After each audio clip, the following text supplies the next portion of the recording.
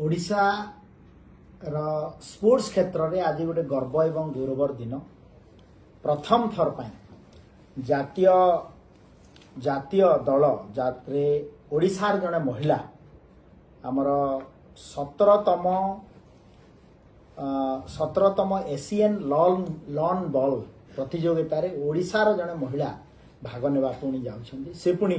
मो जिला बलांगीर जिल्लार राजेश्वरी सेठ तांको मैं अनेक अनेक शुभेच्छा जनाऊँगी एवं निश्चित भाव में आगामी दिन में ओडिशा रे स्पोर्ट्स क्षेत्र में आग को जीव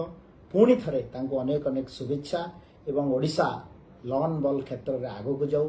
एवं ये जो 17th Asian lawn ball championship रे भारत विजय हो यह प्रभु जगन्नाथ पाखे मोर प्रार्थना।